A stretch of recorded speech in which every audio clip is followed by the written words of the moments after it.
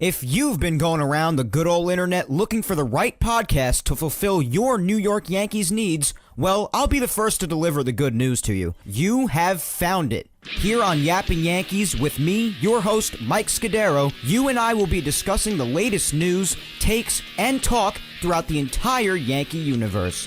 Oh, and there may be some ranting on my behalf.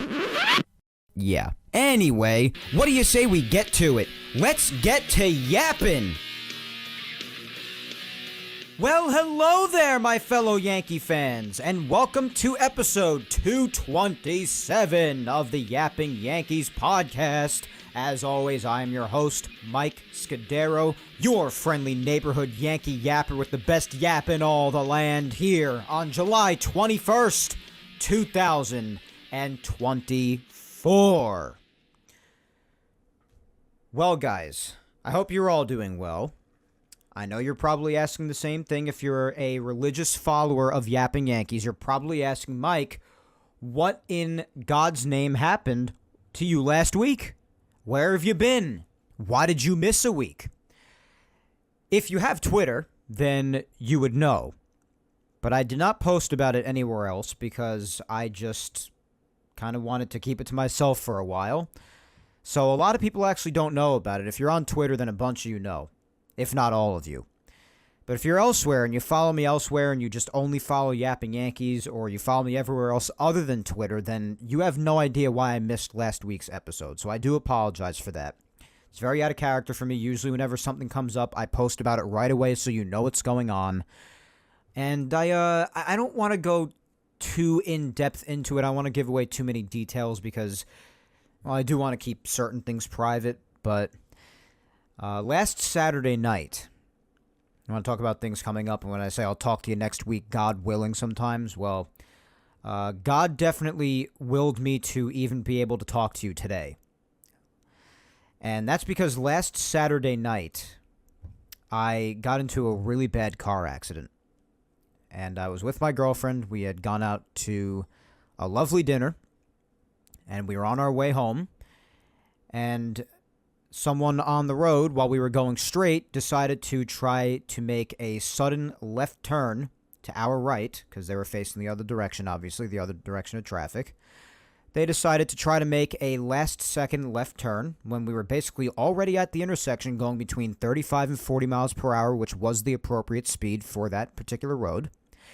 And when we were that close already, they decided to try to peel out and try to make as quick a left turn as possible to avoid us. And long story short, guys, there was no possible scenario in any sort of reality that that left turn by him was ever going to be successfully made.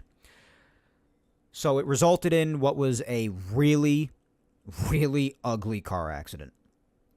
And you're probably wondering if I'm okay, if I haven't really updated you, but I am all right. My girlfriend and I both did sustain injuries. We're both injured. But that's really all I'll say when it comes to her. I want to respect my girlfriend Victoria's privacy. I'm not going to say what her injuries are or what the deal is with her. The only thing I will say is that she unfortunately did lose her car in the accident, got totaled because of how bad it was. It was a really brutal accident, if I'm being really honest. But I'm not going to give any updates on anything behind the scenes that we're going through, you know, insurance and the whole mess, I'm sure. Any of you who have ever been through a car accident, which I'm sure at least the vast majority of you have been at one point or another in your lives, especially if you're a long-time driver. But I won't give away any particular details on that front, of course. That's private. And I will also respect my girlfriend's privacy when it comes to her injuries. Just know that she will be okay, and she has already healed a decent amount. That's all I'll say. Me, well, I have a huge gash on my right forearm that is mostly healed already, thankfully, but it was really ugly upon the time of the accident. It was bleeding up my arm and everything real nice.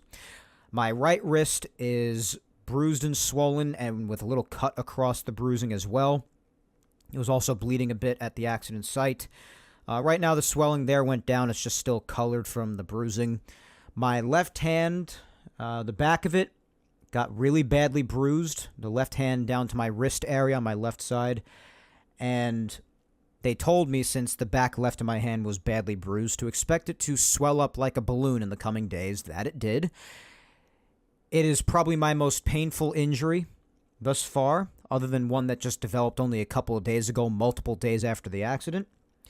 But even the swelling on my left hand has mostly subsided, as has much of the pain, but some is still there, so I'm just waiting for the rest of it to go away. So healing has happened in the last 7-8 days, thankfully, but I still have a way to go. I did sustain a concussion, and now as of a couple of days ago, the middle of my chest started to hurt. So, I don't know, maybe my sternum, maybe I hurt a rib, but middle towards the left-ish side of my chest has hurt, and whenever I take a deep breath, it hurts. Whenever I cough or sneeze, it feels like I'm being shot. Not a pleasant experience, guys, let alone the fact that the accident itself was terrifying. It was bad. It was really bad. I was in no physical condition nor mental condition to do any sort of a show last Sunday. And I did let my Twitter crowd know about that because, I mean, Twitter's my biggest following, so I let that community know, and then obviously everybody else in my personal life otherwise that I wanted to know, I let them know, and I was just fielding a lot of calls and messages and everything from my personal life and Twitter, which I could not be more thankful for, by the way.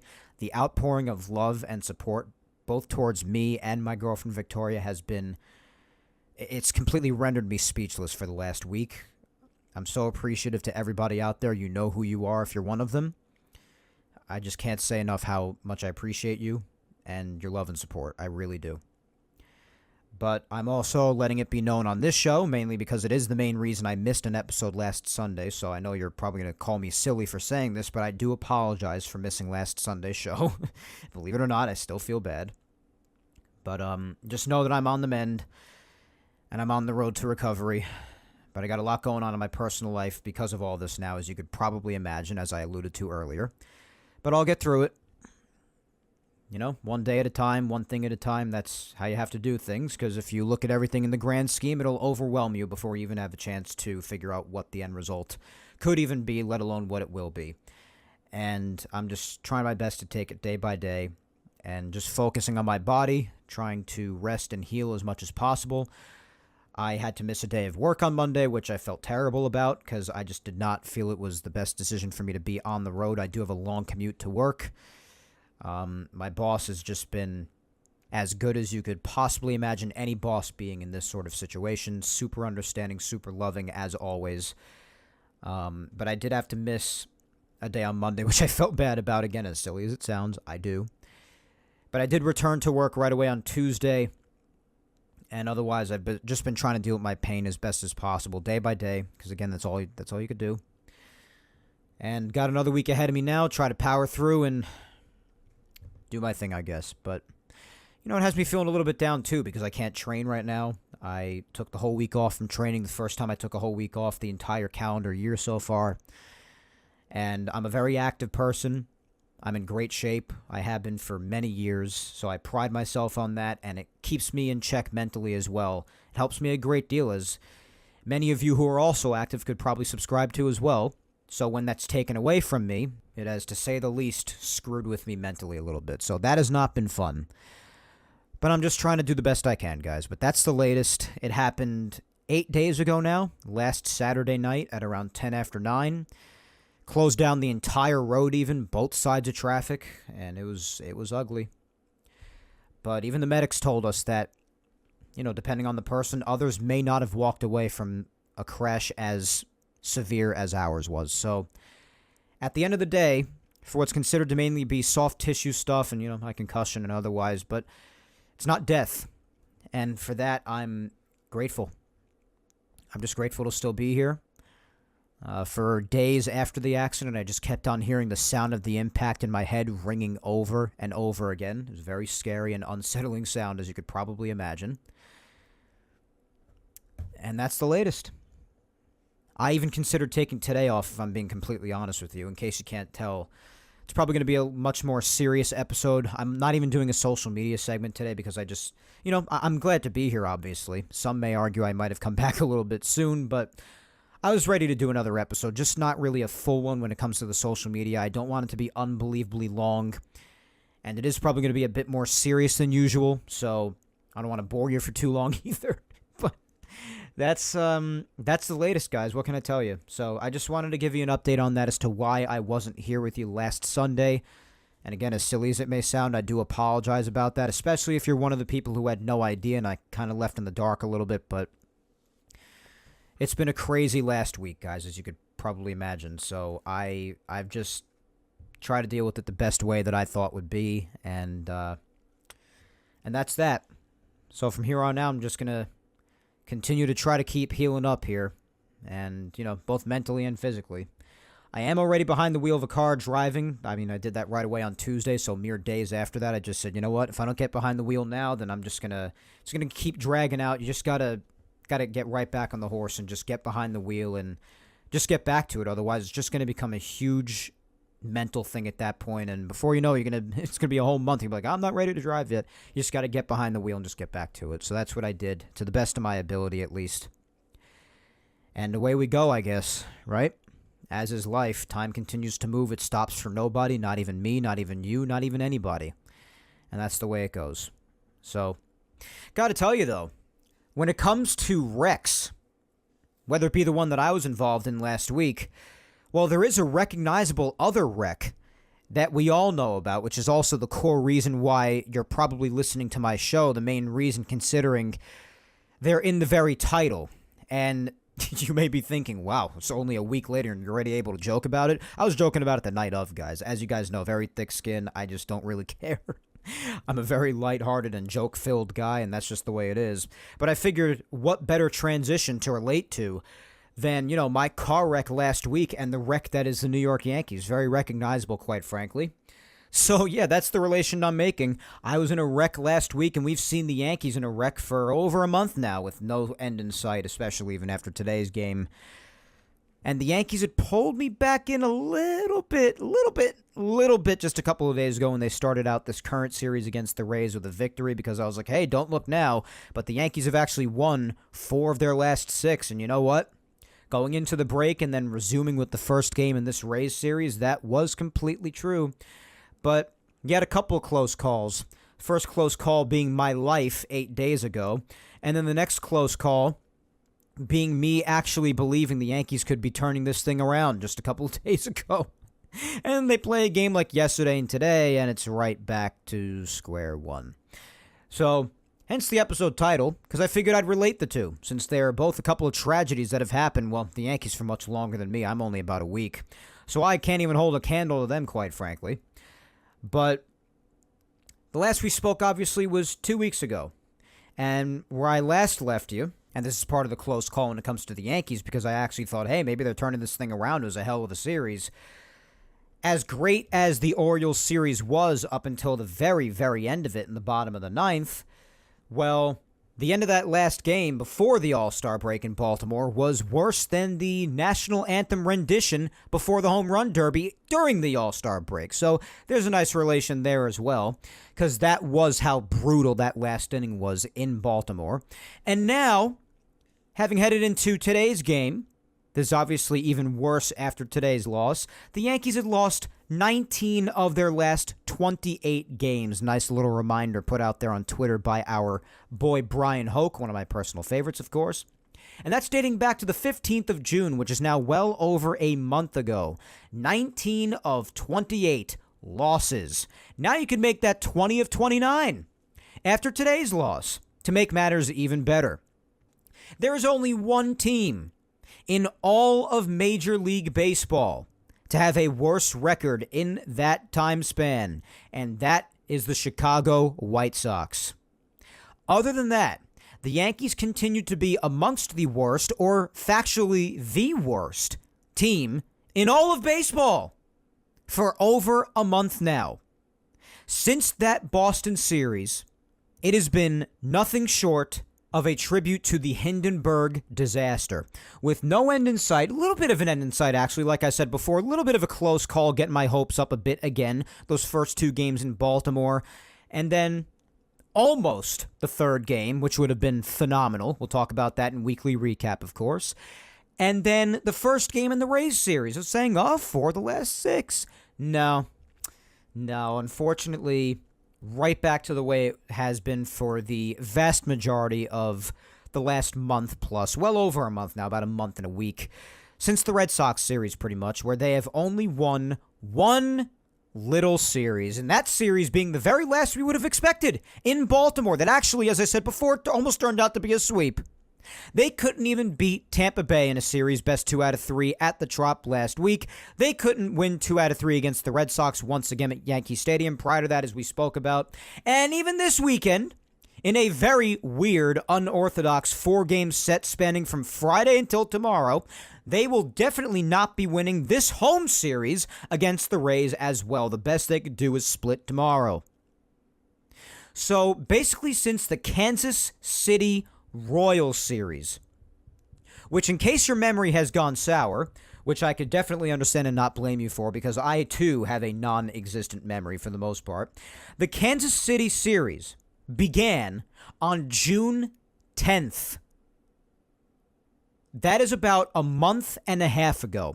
In a month and a half, they had not won a series until the Baltimore one last weekend, and now they're right back to, well, either splitting tomorrow or losing 3 out of 4 at home against a Tampa Bay Rays team who was under 500 after we defeated them on Friday.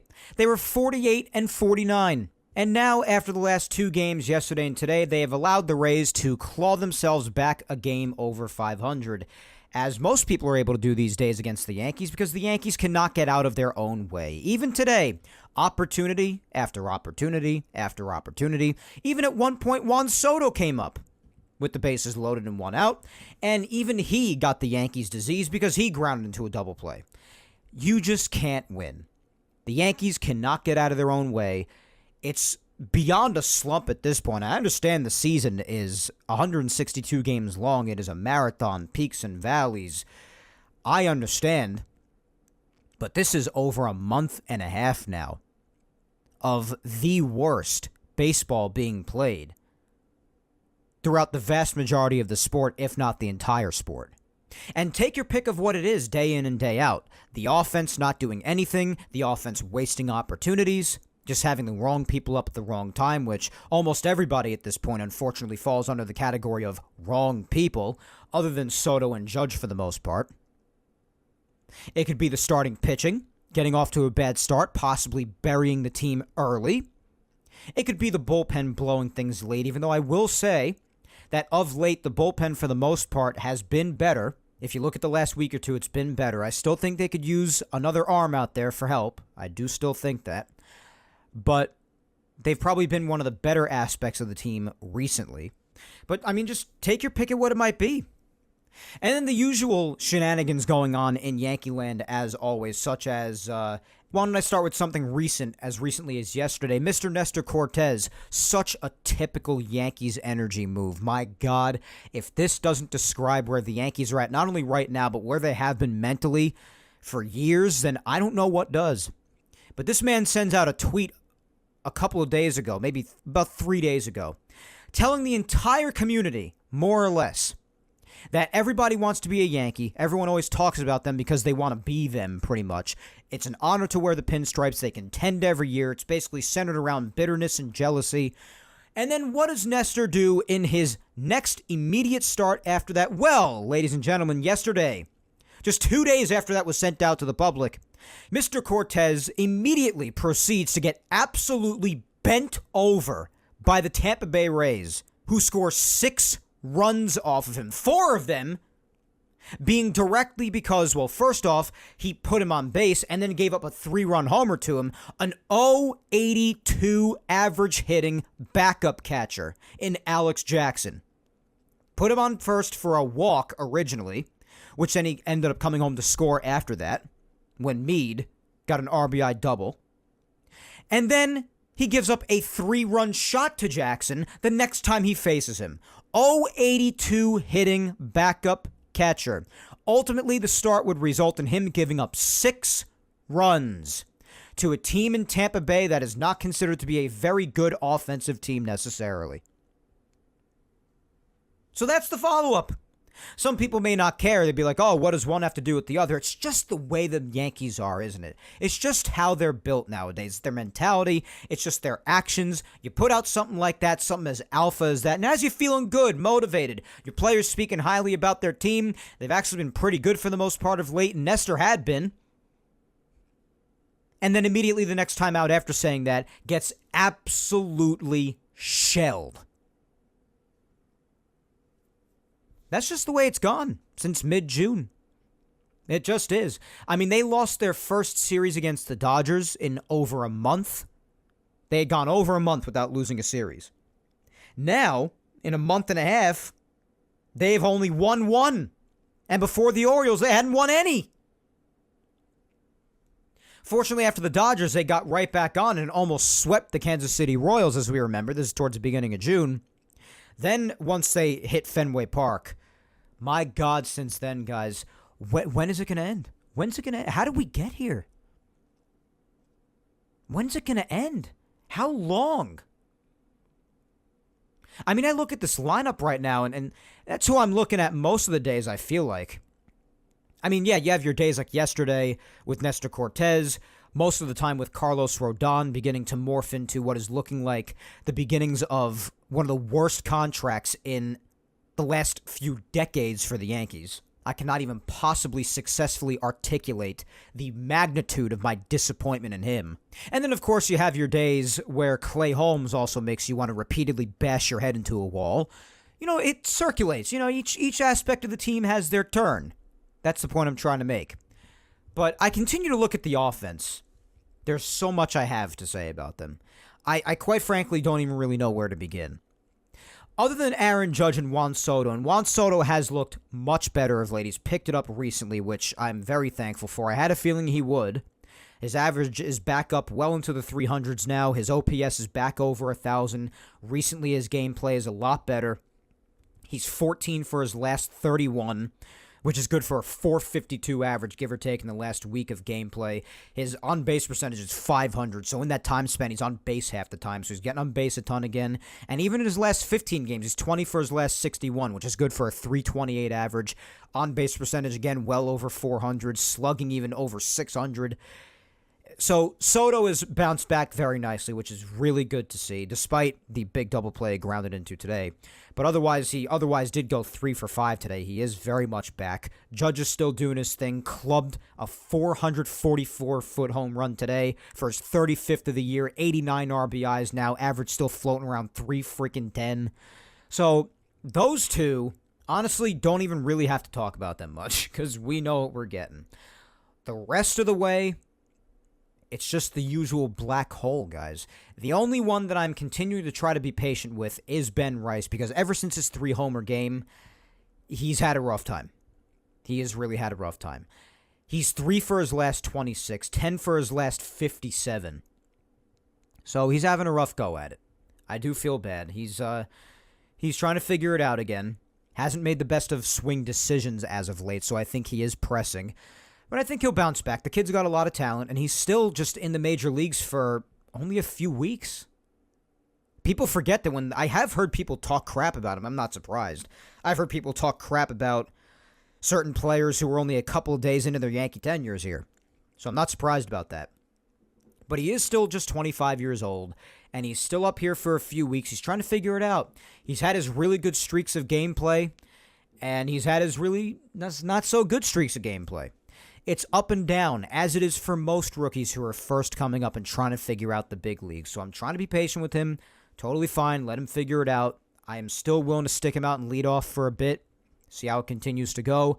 I still do think the Yankees are without a real solid, true, traditional leadoff hitter, which really sucks.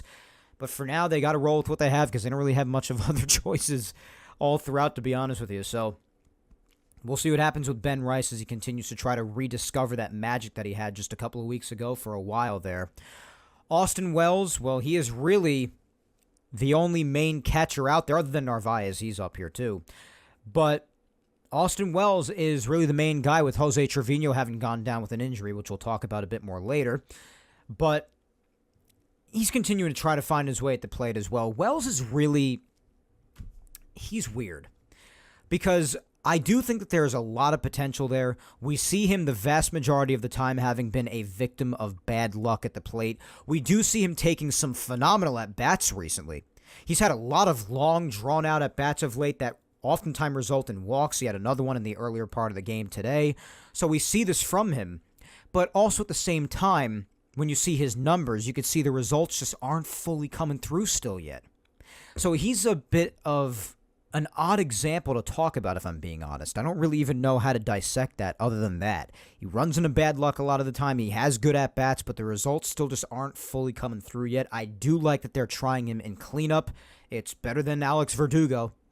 Something had to change. I was saying if you wanted to move someone into cleanup, I've been saying this for weeks, then you move Austin Wells over, because that's probably the next power guy that I could imagine that could actually provide some production in that spot where you've been getting absolutely nothing from for the better part of the entire season, at least since guys like Giancarlo Stanton have gone down. The Yankees have gotten little to no production whatsoever from the cleanup spot. It's been a big problem. But even he's had a bit of a struggle of late. Gleyber Torres is, he's still Gleyber Torres. What can I tell you? I don't really know what else to say. I still find it pretty baffling when I come across him what to really say. I know he has been a little bit better again the last week or so, week and a half. He's been a little bit better. 7 for his last 24, 15 for his last 53. Not bad numbers, not great numbers, definitely not nearly good enough for me to still want him on this team, even for the rest of the way out, let alone long term.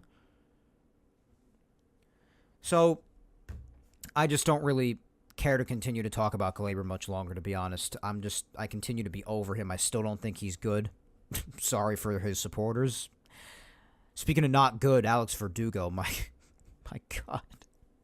He just continues to go down. What can I tell you? He's 2 for his last 29. He is 9 for his last 60.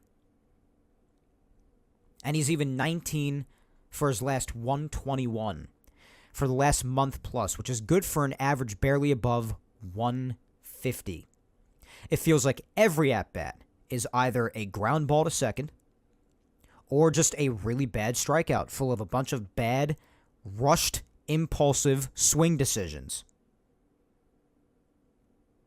Just really ugly. Really ugly. And when you take account for what he did in Baltimore in that 9th inning, let me tell you something, Alex. I know you've still, for the vast majority of your time here, played a very good left field. But if even that starts to slip, you are just about going to have your picture next to the word useless in the dictionary, my friend. Because you're hitting, my God. That's really all I have to say about that. My God, is it brutal.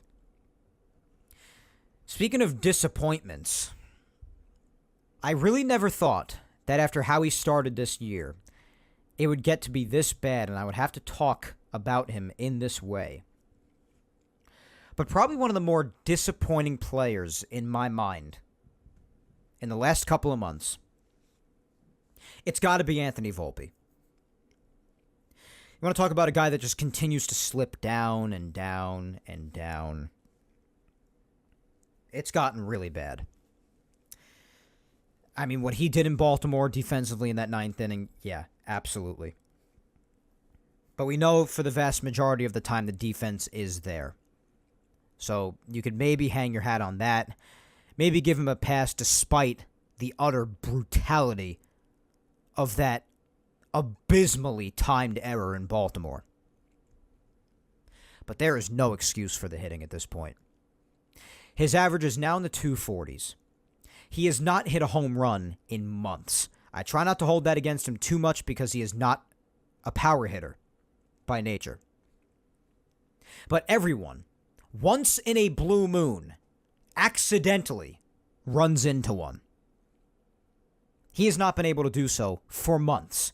This is the same person that in his rookie year, he had over 20 home runs and achieved an incredible rookie 2020 feat. 20 stolen bases plus, 20 home runs plus. Now I'm not even sure he's going to make it to 10 home runs. And this is in his sophomore year, where he's supposed to be showing growth. And in the first month he did, my God, did he ever. But then he just decided to forget how to play baseball, I guess. Between his timely errors, his incomprehensibly brutal hitting. I mean, guys, in his last couple of weeks, he's 10 for his last 57. He's 24 for his last 124. These are all numbers well under 200 average. Abysmal on base and slugging numbers. Very poor decisions, swing decisions in his at-bats. Again, you want to talk about impulsive, not drawing out at-bats, taking great pitches to hit, swinging at crap. Horrible, impulsive, rookie-like decisions being made on the regular at the plate by Anthony Volpe. Not taking his walks, not running as much as he should. I don't understand. I get it's still only his second year. I get he's still only 23 years old. But we're supposed to be seeing some growth here. Yet in the next couple of months, if he continues on this trend, you're going to be seeing some offensive numbers that mirrored last year, and not in the good way. Maybe even worse. Because while he did still bat .209 last year in his rookie year, I mean, the RBI numbers were at least still there. The power numbers and the pop, those were still there to a degree. His steals were still there. I mean, his stealing numbers are indicative, really, of the lack of aggression of the Yankees overall. I mean, he does have 17 stolen bases, but with him, with his speed, if he were getting on base more often, my God, that number could be so much higher. And it should be. So if you want to talk about his OPS, which continues to plummet as well because he just doesn't get on base, he doesn't slug.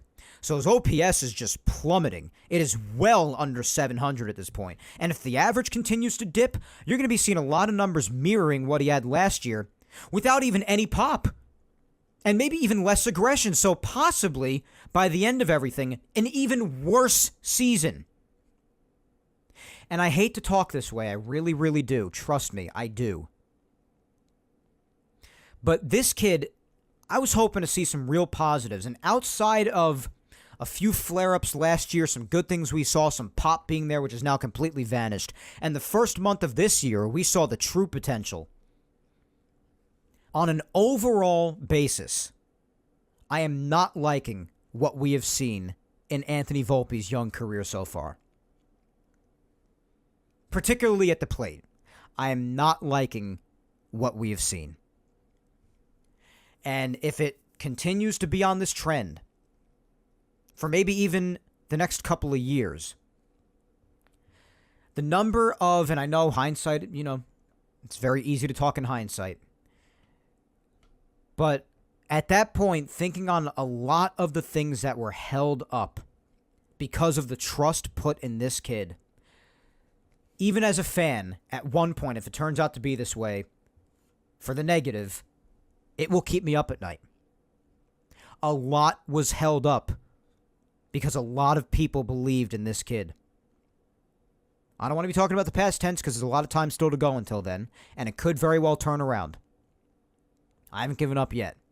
But so far, my disappointment in him, much more often than not, has been immeasurable. And I really expected more of him by now. The last couple of months, watching him at the plate has been a chore. Which, again, I cannot even begin to understand it when you talk about how he looked in the first month. I don't know what happened. He just saw a lot of his great swing decisions, great mechanics that he had, great approaches, and he threw it all out the window. Completely out the window. And now we've gotten the Anthony Volpe the last couple of months in which it has been a chore to watch. And it better turn around. That's all I'm saying. DJ LeMahieu, I don't know what to say anymore. I really don't. It has just gotten so bad. I mean, he even took to the media this morning. I thought we would get something more significant than, I'm just working through my struggles. It's been really hard. Just very little hope. It's really nothing that we didn't already know. His OPS right now, guys, is .472. He has not hit a home run yet. He has a couple of extra base hits in the month and a half that he has been back. It took a month for him to even get one, as we know, as I've made very clear on the show for weeks on end. His average is back down into the 170s. He has 11 runs batted in. He is 8 for his last 47, 2 for his last 21. The numbers are just... I don't think I have ever seen someone collapse harder than this. I thought Rizzo was bad last year after the Tatis collision. And then, obviously, into this year, decently as well, up until his current injury. No, nothing holds a candle to this. To see someone who has unfortunately suffered a lot from injuries the last couple of years, and then to come back from one that had kept him out the entire season up until the last day of May.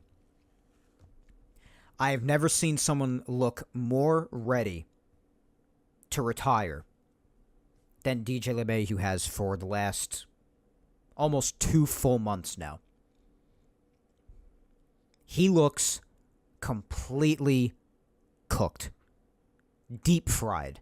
Anakin Skywalkered for my Star Wars fans out there.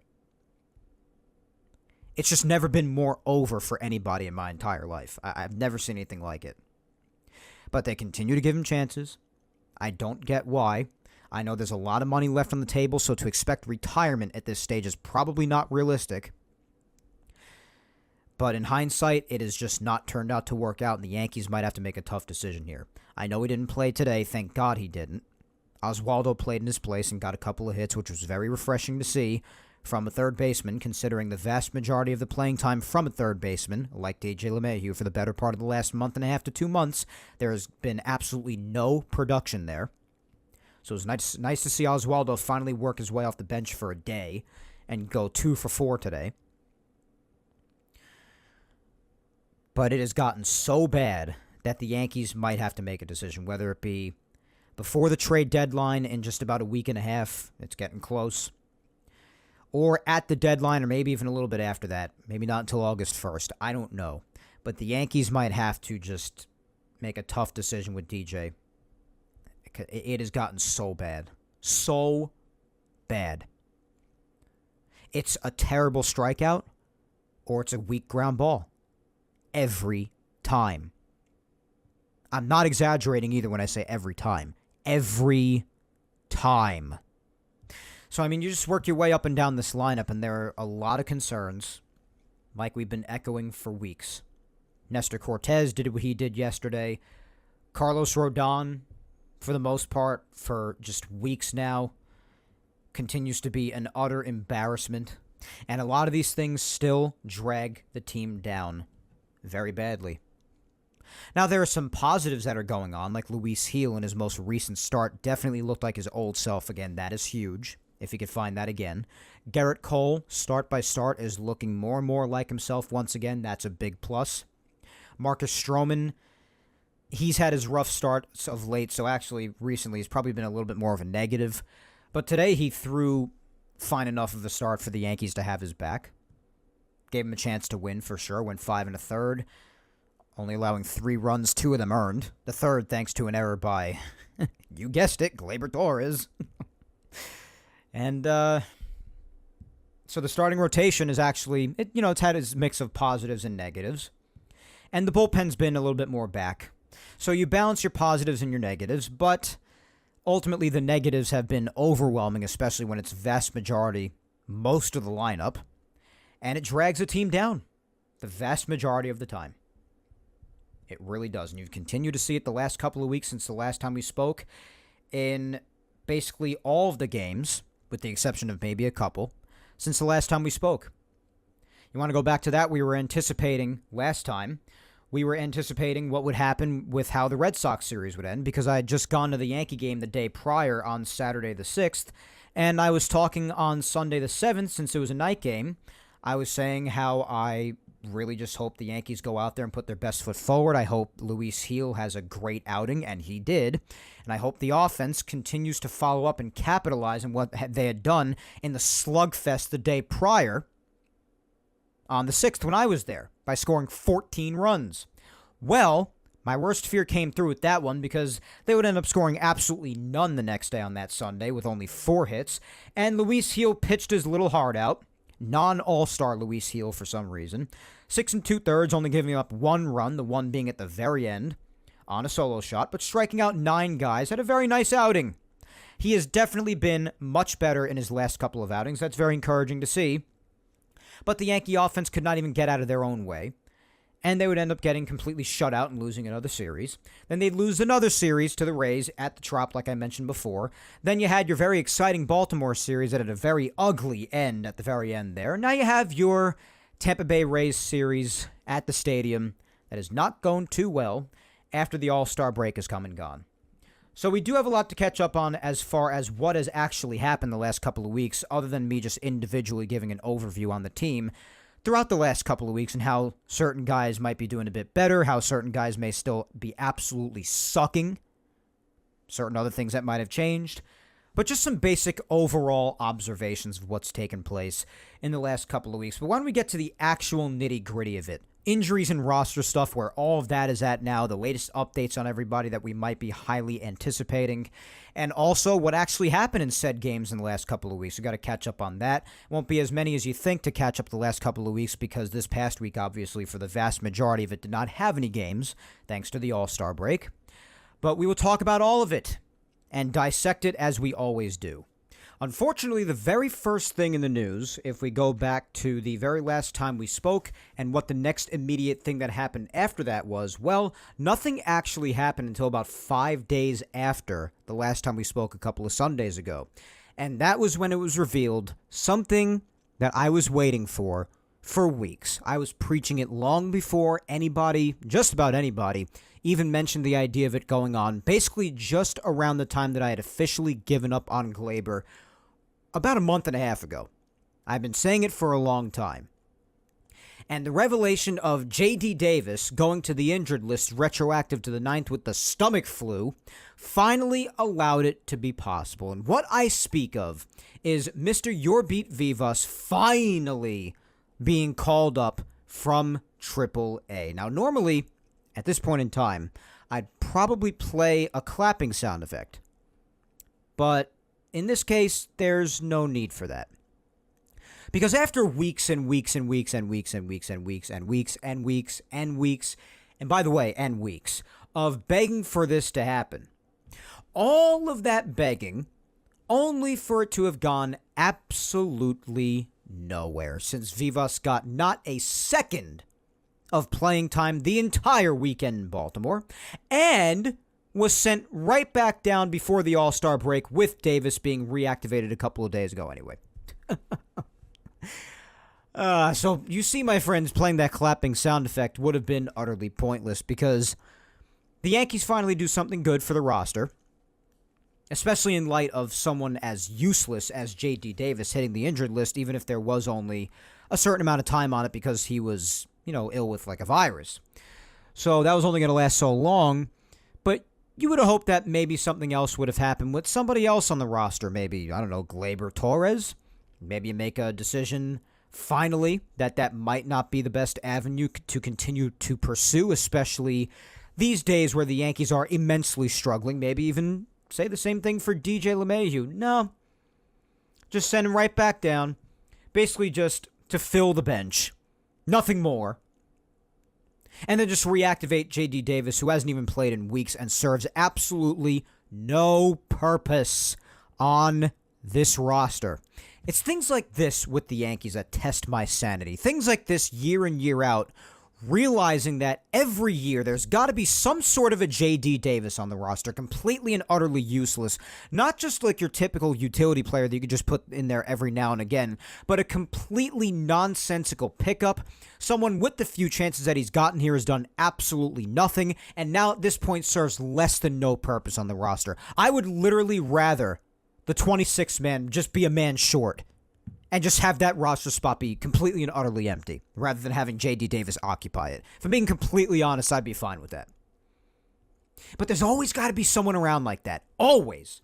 And then they make me happy at times that they give certain guys chances. Like when Rizzo went down, I didn't expect them to give Ben Rice a chance as soon as they did, but they gave him a chance and it made me very happy. And I thought maybe that could be the same thing with Yorbeat Vivas, but no, back to exhibiting some older habits with some of these kids.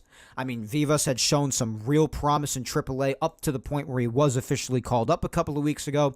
But no, when you could give him, I don't know, an at-bat, maybe an appearance in the field, something. No. No use at all.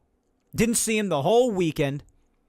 And then, just a handful of days ago, they just option him right back down and reactivate J.D. Davis to continue to take up a spot on the roster. No sense, folks. None. So that just made me incensed. Speaking of incensed, why not more just slightly upsetting injury news? Turns out that last Sunday, Scott Effross was finally ready to come back. So as they had said, he'd be back at some point in the summer. He is back, only they optioned him down to AAA after returning him from his rehab assignment. So I guess they want him to get even more work. Maybe they just don't like what they saw as much in the rehab assignment. Maybe he's just not ready to go at the major league level. But a bit weird there. They ended up DFAing Cody Morris again. And then I think they just ended up outrighting him yet again since this happened, since he was not picked up again. And then JT Brubaker, who we've been hearing about for months and was finally getting really close. He was in AAA. His rehab assignment was almost done. Well, it turns out he sustained an oblique injury this time during his last start on July 11th. And he's been shut down altogether from baseball activities now. He was targeting a return for this month, so now we won't even get to see him. Not that there was much anticipation around him in the first place, given how his career has gone so far. But just some more bad news. So, can't even see Effross in a major league mound again, at least for now. And despite there not being much anticipation around him anyway, you have JT Brubaker, who they've been hyping up for months, just being shut down altogether now, and God only knows when or if we'll even ever get to see him on the mound for the Yankees. So there's that. The Yankees also lost Jose Trevino to injury, which I mentioned earlier on in the show. 10-day injured list with a left quad strain. It actually sounds like he's going to be down for some time. So Trevino's gone for a little while now. I mean, obviously I wish him a speedy recovery. I don't want him to get hurt. I don't want anybody to get hurt. But when it comes to specifically what he was doing on the field, we were talking about for weeks on end how much of a problem he had become. His bat had disappeared, which again, for most of his career, he has not been an offense-first catcher. Just for, at times on the Yankees, especially in 2022, they've had the luxury of having Trevino be actually a pretty decent hitter at times. But that had disappeared for weeks and weeks up until this injury, his production at the plate. And we've spoken since virtually the very beginning of the year for months now about how much of an issue it became with him that he was no longer able to throw anybody out stealing bases. So, while he's down, Austin Wells obviously has much better chances of throwing runners out at second base, has a much better arm behind the plate. I do like his defense. And also at the plate, you're probably going to get a bit more of an opportunity for things to happen. I just think he's a more talented hitter overall with more potential, especially for the future.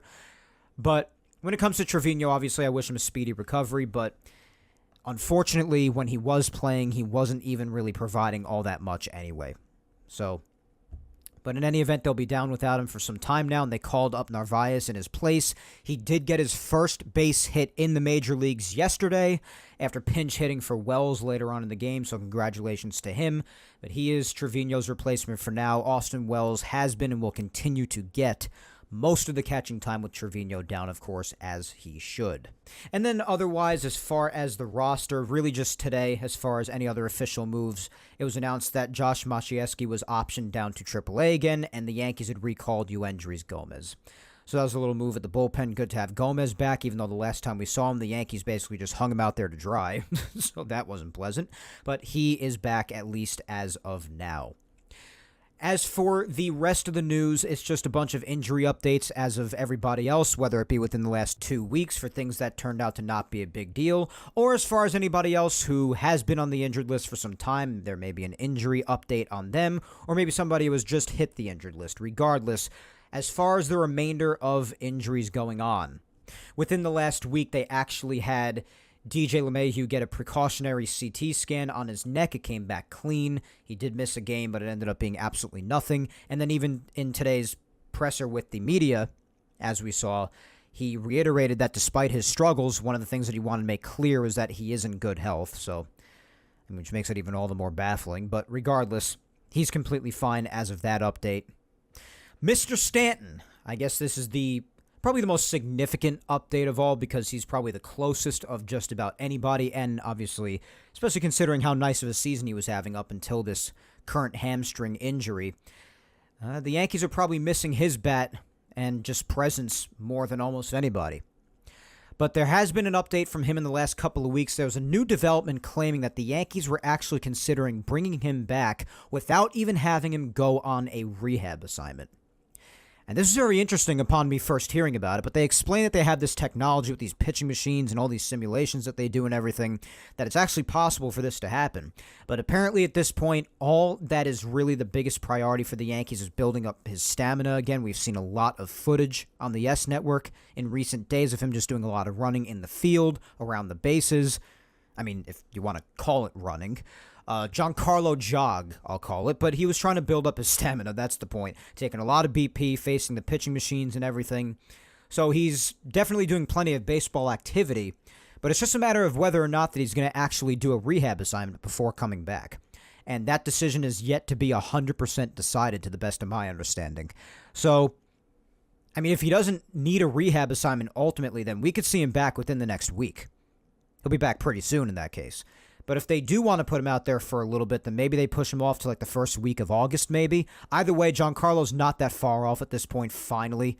I mean, the Yankees could use any and other addition they could get to this lineup to spark absolutely anything possible. I don't care who or what it is. So, if Stanton coming back can do that, then fine. Only thing is, we all know that what Stanton tends to do when he first comes back from an injury that's kept him sidelined for some time is he takes quite a bit of time to get his timing right and just to really make any and other really solid contact he can get. So that's really the only issue. But if his mere presence and name being added back into the lineup does anything for the team, then I will take it. I could not care less. Anything that it takes. But right now, again, just trying to build up his stamina. They think he's been feeling really good. But we got to see. I would say within the next week to a week and a half, we could see Giancarlo back. So we'll see what the deal is with that. As far as Cody Poteet is concerned, he still has that tricep strain injury he's working his way back from. They're saying that his expected return should be at some point in the month of August, hopefully towards the earlier part. It's a very good pitcher to have just on the sidelines in case you need him. I mean, he's proven to be really reliable in times of need when you didn't really think he would be all that much. But he proved to be a really solid option to be able to go to when the Yankees rotation needed him. So apparently he's been throwing pretty lightly on the mound as of just a couple of days ago. But he has not been ready to have full bullpen sessions as of yet, so still progressing. Just running down the list of injuries here that I've made note for myself to talk about. Just running past Trevi again. Again, he's going to be down for some time. He's probably going to be gone until August or September even, so I mean, we'll see.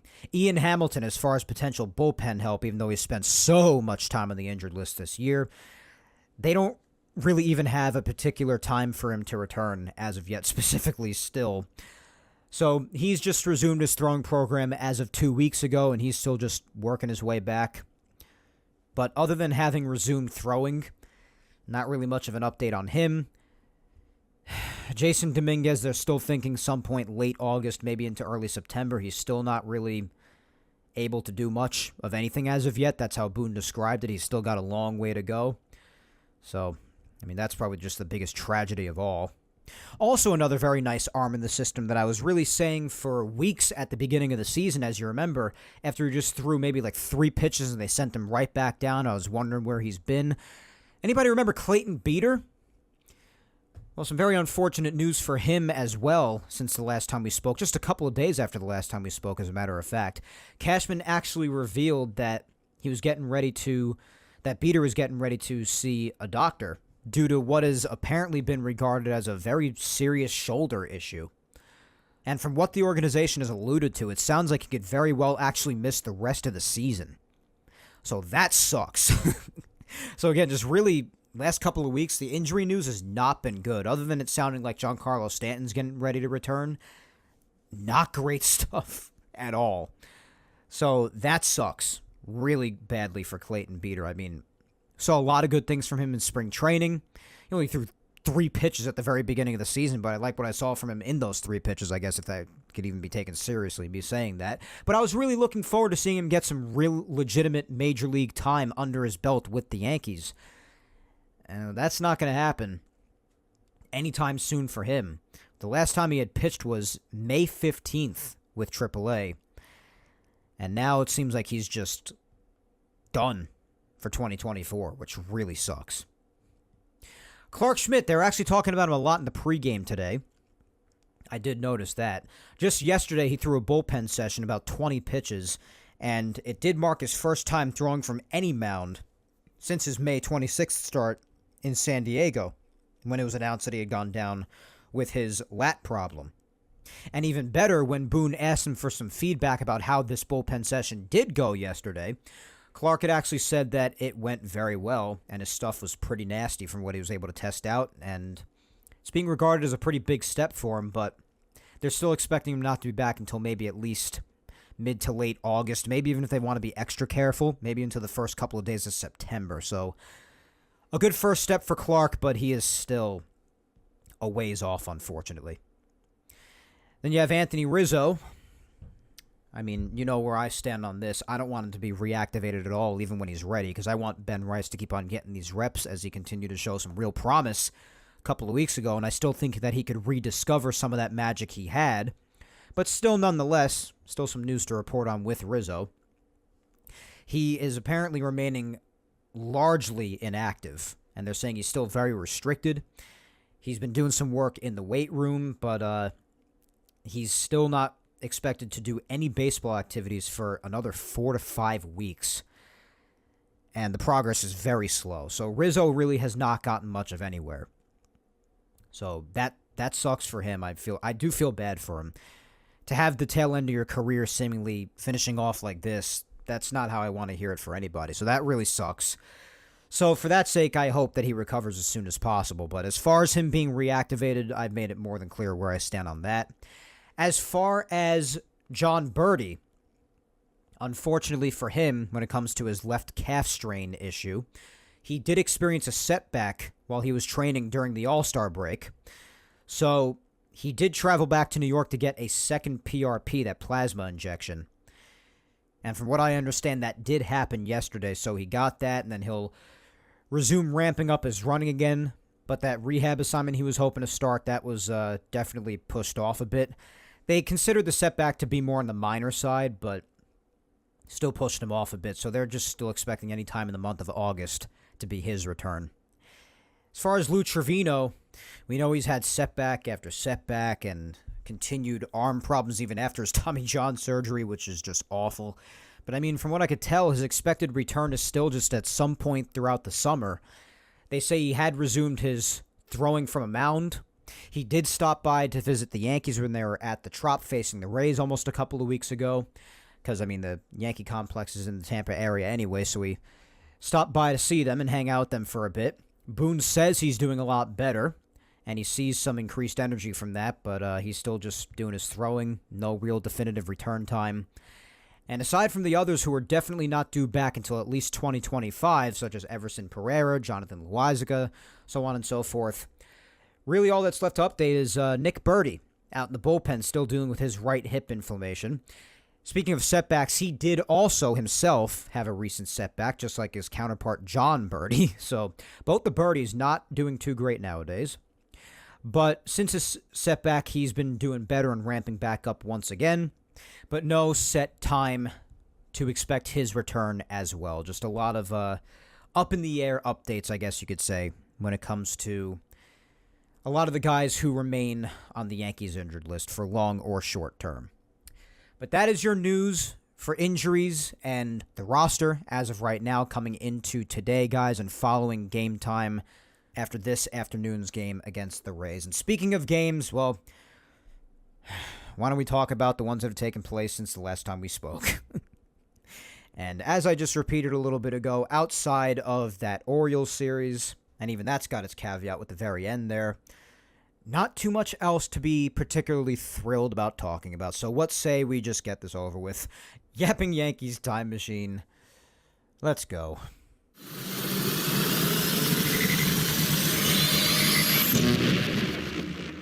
Well, we start with the game from a couple of weeks ago. Spoke to you on the 7th. Obviously, we didn't talk about this game because I recorded the show prior to when this game started. Yankees and Red Sox finishing up their 3-game set in the Bronx. Just praying that the Yankees could finally break through and win another series and at least even the season series against the Red Sox, because the first time around at Fenway Park wasn't pretty. Well, this ended up encapsulating what the Yankees and Red Sox have been so far, continuing from where it left off at Fenway, being not pretty. Because as I said before, Luis Gil pitched his heart out at a nice bounce-back start, but the offense could not get literally a single damn thing going. And in the few times when they did, they blew it.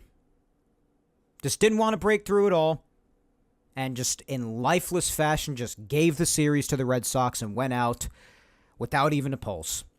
And with this, also ended the homestand, one that held a 1-5 record.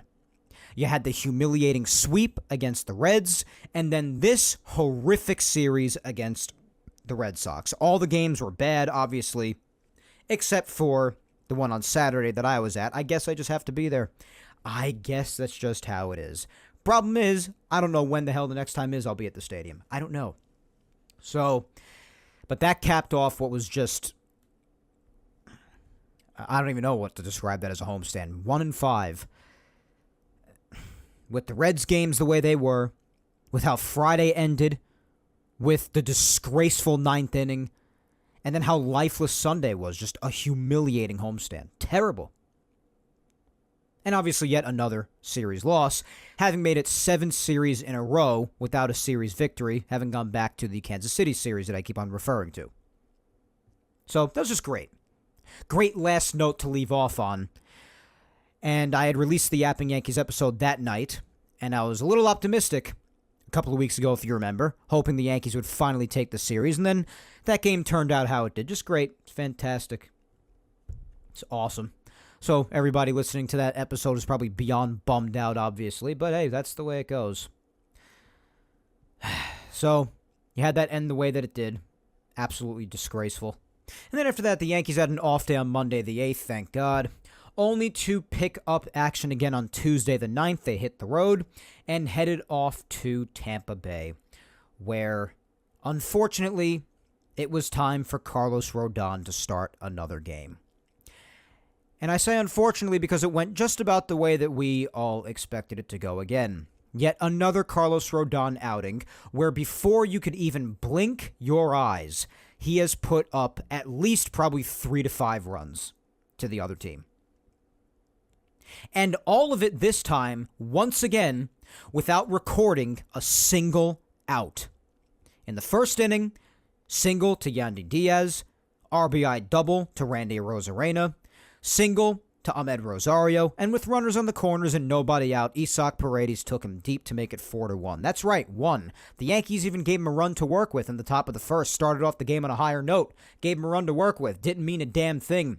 Even when it was as exciting and unexpected as someone like Gleyber Torres being the one responsible for said first run. Nah, it didn't mean anything to Carlos.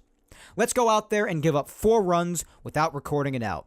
And even more maddening than that, this has also been a trend since Carlos decided to be a disgraceful pitcher again like last year, since his start at Fenway Park. He decided to yet again just pitch very nicely again after that. Didn't give up any runs. Struck out 5 guys. Velocity was even good at times. It's always at the very beginning that's got to happen. Everybody said, oh, but he settled down. Literally, no one cares.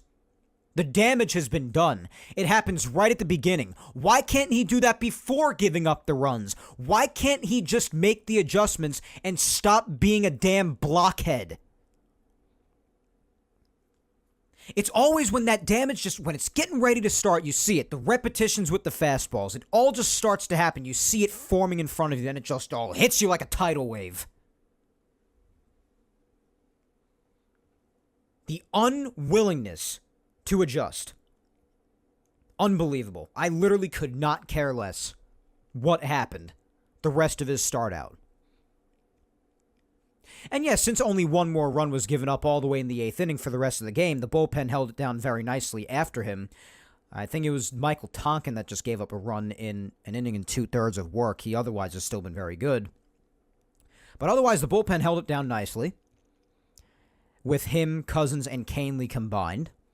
The offense surely could have come back into it, and they scored the 1 run in the 1st inning, but then they only scored 2 more runs all the way in the 7th inning, thanks to a 2-run shot by Ben Rice. And the game was only within a run at that point. I thought, hey, they could make this, they could at least tie the game. Maybe get a win here to start the series. God forbid. Bottom of the 8th inning came around, and Michael Tonkin had just left the game. He had a base runner, Jose Siri to be exact. That was still his responsibility. Canely comes in and gives up an RBI double right away, so the run was charged to Tonkin. And there you have that. So they tacked on 1 extra run, and that was all they needed. Top of the 9th, nothing ended up happening. Yankees fell 5-3. And Rodon took the deserved loss. I literally don't even care that he pitched well afterwards. I don't care. So many starts this has happened.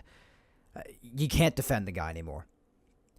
So his record after at one point being like 9-2 or 9-3 is now 9-7 as of this start, with his ERA being at 4.63.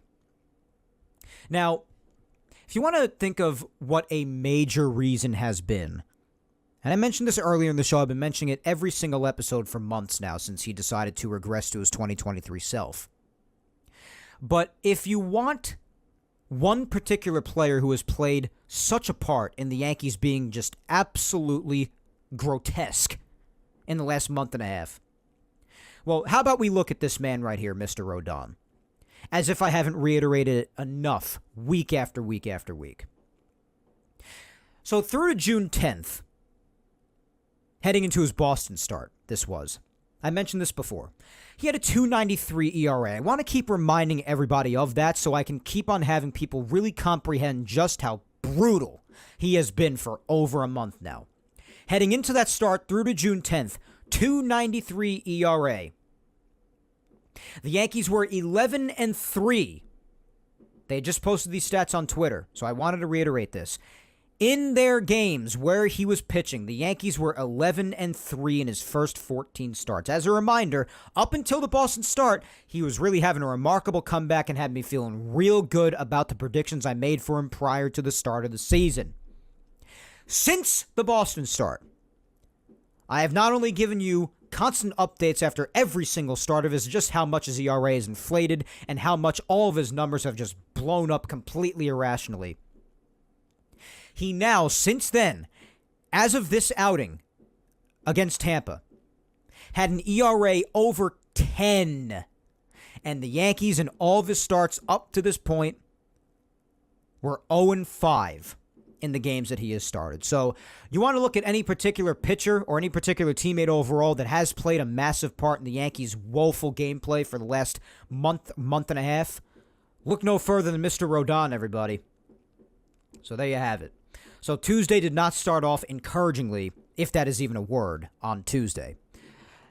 Well, isn't that nice? Now in the middle of me recording a podcast, I got to have some of the jerks in my neighborhood setting off fireworks for no reason on a Sunday night, July 21st. That's just wonderful. So if you hear popping in the background, if my Yeti microphone happens to catch it, well, there you go. Thank my neighborhood for that. I can't really do anything about it. Wednesday. This was the one game where the Yankees actually managed to notch a victory, believe it or not. Starting this game was Marcus Stroman. He actually did give up a lot of traffic on the bases. In 4 1/3, he allowed 7 hits and 2 walks, but in that time, along with 2 strikeouts, he only gave up 1 run. So no damage was really surrendered, no true damage, but he did allow a lot of people on base, so he was not eligible for a win. The man who came in after him, being Tim Hill, was eligible for said win, and he did get it, pitching an inning scoreless, along with the rest of the bullpen going scoreless for the remainder of the game. And the Yankees' 2 runs would come off the bat of Trent Grisham, both of them. RBI double in the second, sac fly in the fourth. And he would also make a very nice running catch later on in the game. So, to be honest with you, this game was basically won by Trent Grisham. The final score is 2-1 Trent over the Rays. So that was definitely a very unique game, along with Clay Holmes actually securing a nice 4-out save, which was also very unique, especially in the last few weeks. That was, again, partially thanks to Trent making his very nice catch to end the 8th inning. But nonetheless, the Yankees still managed to grab a low-scoring but still nice victory, 2-1, looking to take the series yet again in another potential rubber game matchup on Thursday. And like the vast majority of rubber game matchups these days, this one also did not go well. Nestor would get the start for this one. He went 4 1/3, allowed 5 runs, as is typical of road Nestor, so this was really not a surprise at all. Tonkin, Cousins, and Caleb Ferguson managed to keep things on lockdown out of the bullpen afterwards. Yes, Ferguson too, believe it or not. Can't believe he's even still on the team. But Nestor just allowed a few too many. The Yankee offense did manage to put up 4 runs, all in separate innings. Austin Wells with a solo shot in the second. Juan Soto with a game-tying solo shot in the third. And then in the 5th inning, Ben Rice hit a sacrifice fly and then an RBI single for him as well in the top of the 9th in an attempted Yankees comeback. But it was not to be, unfortunately. Nestor just given up 5 too many, and the Yankees could not crawl all the way back. They would fall short and lose by a score of 5-4 and lose another series. So you were only at this point, I'm pretty sure a couple of weeks ago on the social media question, including the Red Sox game, I had posed the question to predict the Yankees' record over the course of the next 7 games, including that approaching Red Sox game. What would their record be in that 7-game span? I think I had predicted a 4-3 record, but I would not be surprised if it was under that whatsoever. And the first 2 games in Baltimore, like I mentioned before, went very well, and it was very possible that they actually would have been able to have notched that 4-3 record. Because going into it, I thought they could get swept and have only won that 1 game against Tampa and have that record in the time span be 1-6. But they actually played very well in Baltimore. That is up until the very end of the series. But the good thing is that this start was another step forward for Garrett Cole in the first game of this series in starting to look like himself again. It was against another very good team in the Orioles. So that was a very encouraging sign. 6 innings, 5 hits, 1 run only, 1 walk, and 7 strikeouts. So the strikeouts surged back, kept the Orioles off the board except for in the 2nd inning when he'd given up an RBI triple to Arias. But other than that, didn't give up a damn thing. And the bullpen kept things on lockdown other than that, with Canely, Weaver, and Holmes all pitching scoreless frames. And the offense did their thing with Trevino getting an RBI double. Jahmai Jones even coming through, believe it or not. So I don't really know what he's doing on the team either, really. But RBI single for him.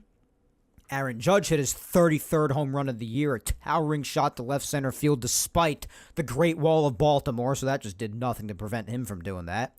And then Juan Soto got an RBI single to make it 4-1, and that was your final. Cole got the W, of course. And they would head into the second game with very similar joy repeating itself, especially right away in the first inning. Luis Gil did get the start, but he had a lot of cushion to work with right off the bat, which must have really helped. Gleyber Torres RBI single. Again, that's when you know, but it was on a ground ball within the infield, but still gets the job done. And then Austin Wells hit a towering 3-run shot. I think it was to Utah Street, to make it 4-0 after that. And Luis Gil, other than giving up a run to Ryan Mountcastle on an RBI ground out in the 4th inning, was phenomenal. So another really good step forward for him. 6 innings, very similarly, actually identical to Cole's outing. 6 innings, 5 hits, 1 run, 1 walk, and 7 Ks. Literally identical. It's very funny. So on top of bouncing back against Boston, this was a second consecutive great start for Luis Gil. And another argument as to wondering why he wasn't voted into the All-Star game, because especially at this point, he advanced his record to 10-5 with an ERA of 3.17. So I ask, what the hell happened? Why was he not there and someone like Clay Holmes was? Same could be said for another arm like Luke Weaver, as I mentioned a couple of weeks ago. But hey, that's the All-Star voting, which is why I don't even really dedicate much time to the All-Star game to begin with. But regardless, after that early cushion and Luis Gil and the bullpen doing their thing, the Yankees even managed to cushion on a couple of more runs later on a Juan Soto solo shot and an Aaron Judge solo shot going back-to-back and belly-to-belly, as John Sterling used to say. Soto's 23rd, and Judge's 34th. Oh, God. Yankees took the victory 6-1 and tried to finish it off on a good note on Sunday, the 14th. Now, mind you, this was the day after my accident, and I was really looking for something, anything to feel good about, and I almost had it. I almost had it. For the vast majority of the game, the Yankees were down, of course, though. Starting this game was Rodon. Only gave up 2 runs, but he also did only go 4 innings because he had over 100 pitches in just 4 innings. So, honestly, not a good enough outing once again for Carlos. Just not good enough. Same ERA as he had after the prior start. Gave up 4 hits, 2 runs, 3 walks still. Did strike out a bunch, but just not good enough. Didn't keep the ball in the park once again. So, once again, not good enough at all. Not good enough at all. Canely gave up another run after him. Tonkin, Weaver, and Cousins kept it on lock after that. And the offense was only able to score a couple of runs throughout.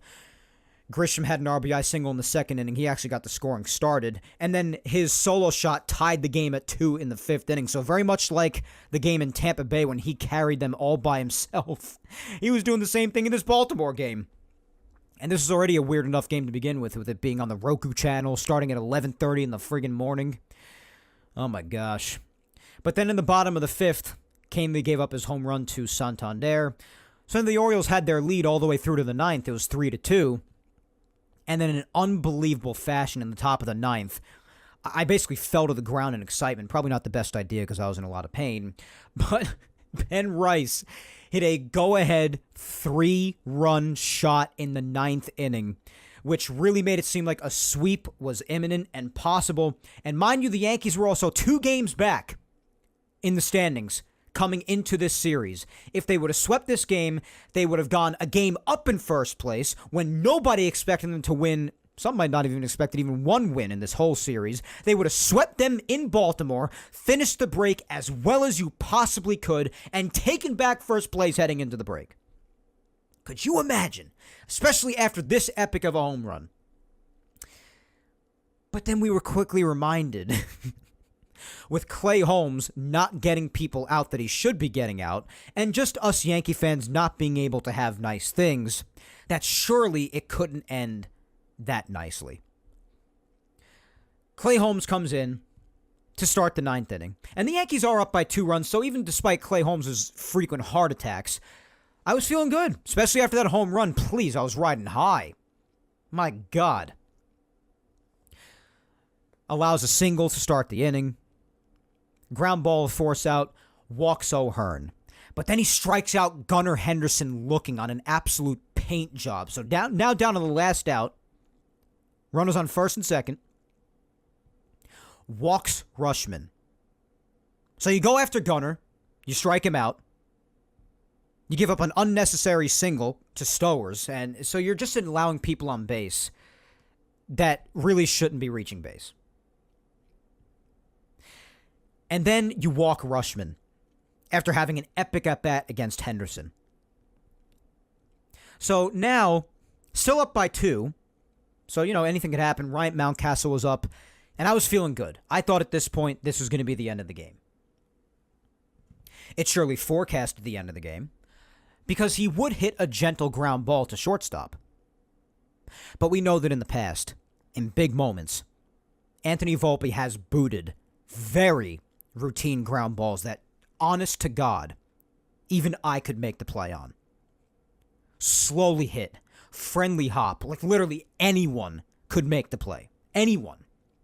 I'm not saying that I would understand what it's like to be in a big league atmosphere and deal with the pressure in that particular situation, but just that ground ball alone, in itself, anyone could make the play. All you have to do is literally wait for it to come to you and flip to second for the force. It's literally a joke. As routine as it gets. He screws it up, bobbles it, no play. So now it's bases loaded, and 1 run came home to score. Completely humiliating error in yet another big spot for Anthony Volpe after his play at the plate is not doing anything to make up for that. So, again, patience for him just dropped even lower after this. Completely disgusted. And I blame this play first and foremost for the fact that they lost the game. Because if he makes that beyond routine play, what happened next does not even have a chance to happen. Also, Clay Holmes, not to defend what he did before that to result in the jam forming to begin with, because he doesn't get excused for that either. Definitely his fault partially too.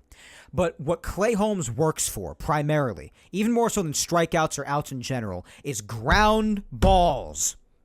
So if you are behind him in the infield, you got to be ready, especially for the routine ones. You know this man primarily makes his living on getting the ball on the ground, getting hitters to hit the ball on the ground. You got that to shortstop, and you completely screwed it up. So Clay Holmes really did what he was supposed to do, even if the jam before that cannot be excused. Ultimately, at the end of it, he got the ground ball that he is eager to induce with every hitter. And his defense failed him.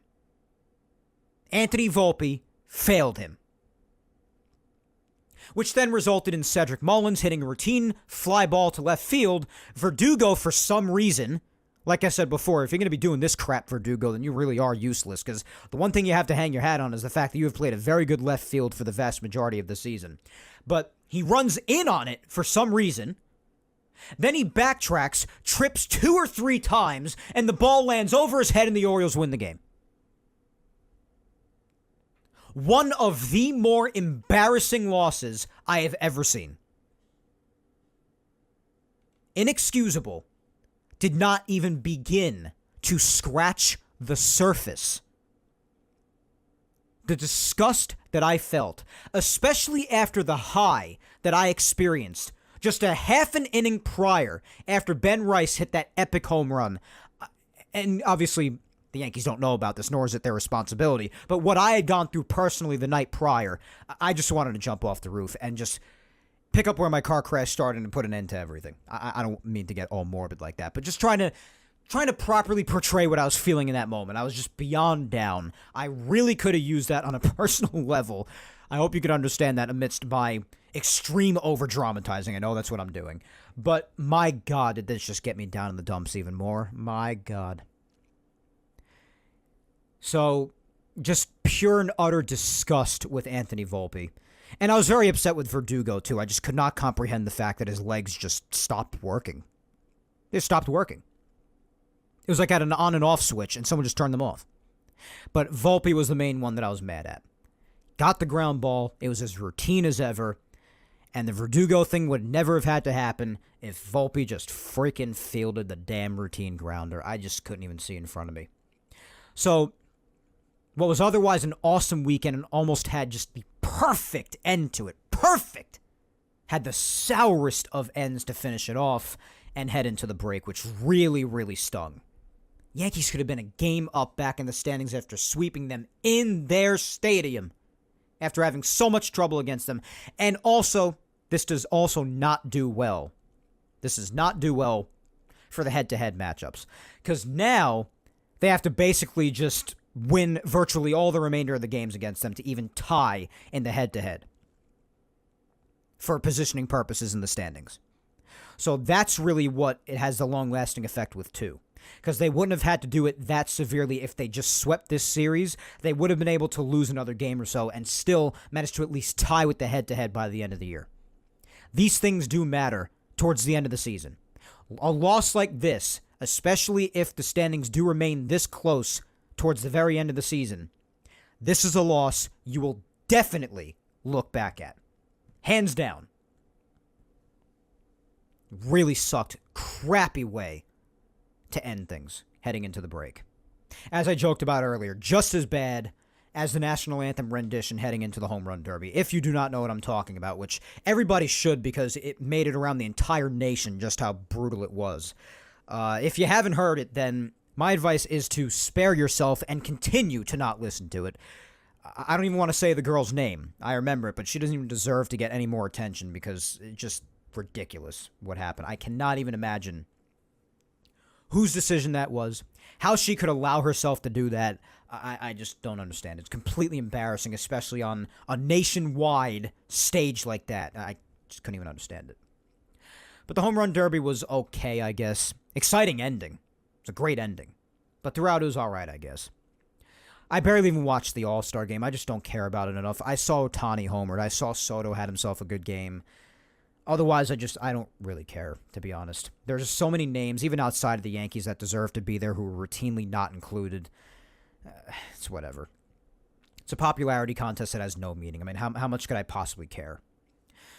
Anyways, the All-Star break came and went. Wednesday, Thursday off. Yankees return home to face the Rays in the series that we currently find ourselves in right now. Friday, the series started off very nicely. The Yankees did end up winning 6-1. The offense definitely got it done starting right away in the bottom of the third. Verdugo drove in a run on a ground out. Volpe got a 3-run double. Finally, he did something. So the Yankees jumped out to an early 4-0 lead. Tacked on a couple of more. In the bottom of the fourth, Soto got an RBI double. And then in the bottom of the sixth, Judge got an RBI single. And the entire game, the Yankees only gave up one run in the top of the sixth on a solo shot by Brandon Lau, given up by Cole, who started the game. But otherwise, other than that solo shot, Cole again with another great outing. Again, just morphing into what we know him to be.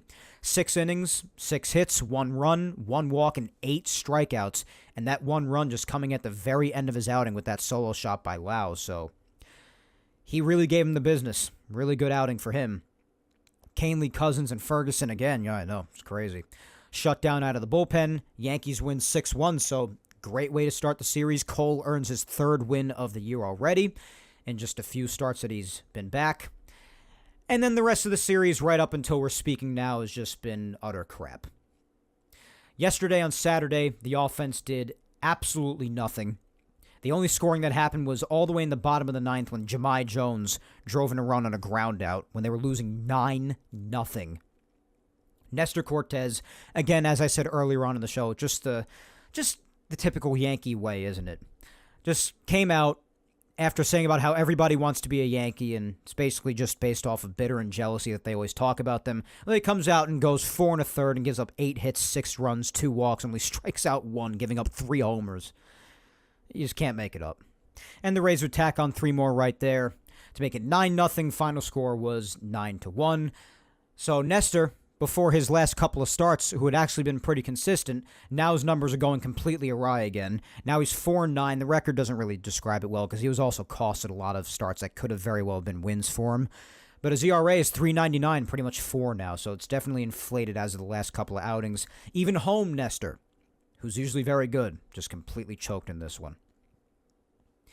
And today's game, well, just the epitome of frustrating. Stroman started the game, gave up a solo shot right away to Palacios to start the game. Lead-off home run right away before he even had a chance to sit down in your seat to watch. But ultimately, it wasn't a bad outing, especially considering one of the runs, one of the 3 that he would give up, only scored after a Gleyber Torres error, so it was unearned. So 5 1/3, 2 earned runs, didn't walk anybody, struck out 5. Wasn't a bad start, wasn't a fantastic start either. But the offense was just nowhere to be found. Bases loaded chances in the first and second innings, and plenty of other opportunities throughout the game that were just completely and utterly choked up. Just nothing was done. Nothing at all. The only things of significance that were really done offensively throughout the game were in the bottom of the 7th. Aaron Judge cranking that 3-run homer that I mentioned earlier in the show is 35th now. And then Soto getting his RBI double in the bottom of the 9th to make it 6-4. But the Yankees couldn't capitalize beyond that because everybody else in the lineup, other than those 2, are basically zeros. More or less. That's just the way it is. So today's final score, 6-4, after the Yankees blew way too many scoring chances. And now, as I said earlier on in the show, they have one more game remaining against them, very strangely, on a Monday. Friday to Monday, 4-game set. When in the hell do you ever hear that? But they do have one more game remaining against the Rays, and even more confusingly so, it's a day game tomorrow, 1:05 p.m. on a Monday, to finish off a 4-game set against them. So the most they could do is split, because they choked away what should have been a pretty simple series for them, especially considering it's in the Bronx. They're in front of their home crowd, but no, it doesn't mean anything anymore, apparently. And God help us all, because Carlos Rodon's starting tomorrow. So I'm sure that'll just go wonderfully. So we'll see what happens there. As far as what else is next for the rest of the week outside of just tomorrow, Tuesday, the Yankees will welcome the Mets to the Bronx for a 2-game set. They obviously had their 2 games in Citi Field, and that was a complete and utter train wreck. So we'll see if it could go any better for the Yankees when they play in the Bronx. Tuesday night will be at 7:05 Eastern. That one will be Jose Quintana against Luis Gil. See what happens there. And also at 7:05 Eastern on Wednesday between them to end off the quick 2-game set. Yankees have not announced a starter for them on that one, but it should be Sean Manaea going for the Mets. And just on a broadcasting notice so that nobody's thrown off when it comes to Wednesday. Usually Wednesday or Amazon Prime Wednesdays for the Yankees, but this one is actually going to be on ESPN, just so everybody knows, for the Yankees and the Mets. So neither the Yankees nor the Mets will have their booths doing this game. It'll be on ESPN, 7:05 Eastern. Then Thursday, the Yankees have off before they head off to Fenway again. Joy. 3-game weekend set against the Red Sox over there. 7:10 p.m. Eastern on Friday, the 26th. No pitchers announced for either side for any of the games in this series, of course, as of yet. Saturday will be at 7:15 Eastern Standard Time. This game will be on Fox. And then finally, next Sunday, when we will be yapping again here on Yapping Yankees, I do have another graduation party to go to that day. I did go to one today as well. Lots of graduation parties these days. But I will be going to one again next Sunday, so next week's going to be pretty crammed. I might be doing this episode during this game. I'm not entirely sure yet what's going to happen timing-wise, when or how I'm going to be able to fit in next weekend's episode, but I'll figure something out. I mean, I have to. It's going to be too action-packed. We got to do trade deadline talk because the trade deadline will just be a couple of days after that. So be sure to tune in for next week because, aside from me hopefully being in a little bit of a better headspace, got a lot of trade deadline talk to do next week in anticipation for a lot of the moves that we hope the Yankees end up making. But regardless of what happens with Yapping Yankees, when it comes to the Yankees themselves, next Sunday will be an ESPN Sunday Night Baseball game. We all know how these usually go for the Yankees. It usually never goes well. So looking forward to this too. But 7:10 p.m. Eastern on ESPN to wrap up that weekend series next weekend at Fenway. And with that being said, guys, even without a social media segment, still a decent length to this episode. But that is all for episode 227 of Yapping Yankees today. Now, before I wrap up, I do just want to, once again, apologize, as ridiculous as it may sound.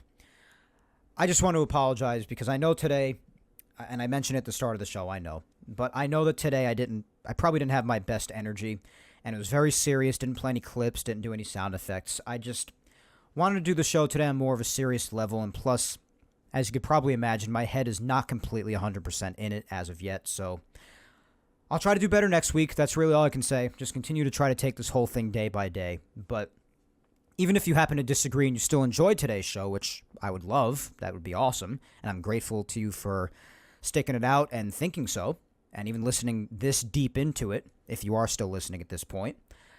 But, I just personally feel that this is not going to end up being one of my better episodes, and I don't like putting out content that I consider to not be great. I expect a lot of myself, so because of that, if you do agree with this, well, then I do apologize, because I do not feel like today was one of my better episodes, and my head was definitely less in it than it has been in a long time. And I know the circumstances do warrant that, so I'm trying not to be too hard on myself, but I just do not like putting out content that I consider to not be great or much on the level of previous content that I've released to you guys. So just trying to be real with and level with you guys. I do hope that despite recent circumstances contributing to this sort of mindset of mine, that you guys did still manage to enjoy this episode. Maybe you enjoyed some of the ranting that I had. You agreed with a lot of the points that I had. I mean, that's probably the only redeeming factor of this episode, if I'm being honest. But other than that, I do hope you guys still managed to enjoy. Before I let you go, though, I do want to give you some of the usual reminders. Be sure to follow me on social media if you do not already. Mike Scudero NY is my Facebook fan page. My Twitter, or X, is at Mike Scudero. And especially because of the update that I gave last week on my accident and whatnot, that's really where I go first and foremost when it comes to communicating with you guys, my listeners and fans, in order to give any up-to-the-minute updates. So if you don't already follow me on Twitter or /X for that reason, then be sure to do so at Mike Scudero. and my Instagram is MikeScuds97. Be sure to subscribe to Yapping Yankees on all 4 of the platforms it is available on: YouTube, Apple, Spotify, and SoundCloud. Like, subscribe, comment on all of them, show your love. If you've missed any past Yapping Yankees episodes 34 up to today's episode, those are all available on YouTube, and every single Yapping Yankees episode that ever was, from episode 1 up to today, including everything in between, all of those could be caught on Apple, Spotify, and SoundCloud. But once again, I thank you all 3,000 for listening to me yap today. As always, I have been your host, Mike Scudero, and we shall yap again next Sunday, July 28th, when I come at you with episode 228 of Yapping Yankees, in the last episode of July 2024. Absolutely crazy. How time has flown. How many games have gone by in this season? I mean, after today, you look at the Yankees' record, and it's 59-42, which means they have played 101 games already. It's like I say at the beginning of every season, guys. This season may be the longest and most drawn out of any sport, with the most games in it by far. But it does not change how quickly it still manages to somehow go by every single year. And the same thing's happening this year, like always. But in any event, until we do talk again next Sunday, like I always say, hang in there, be patient, please stay safe, especially in my case, I know, but that's a message out to all of you. If my accident isn't enough of a reminder to do that and just look out to the best of your ability for yourself, then just let that serve as a reminder, if nothing else. Just stay safe, look out for your loved ones, go ahead and kick life's ass this week, my friends. And I guess we'll just continue to stick out these rough times with the Yankees. I mean, we're fans. That's what we got to do. We may have better things to do than watch them continue to suck day in and day out almost every single day, but we stick with it because we're diehards. That's what we do. All we can pray is that this week, like we do every week, this coming week will bring about something, anything different, and that we'll be able to have some fun with it when next weekend comes around, right? All right, my friends, until next week, take care, and let's go Yanks.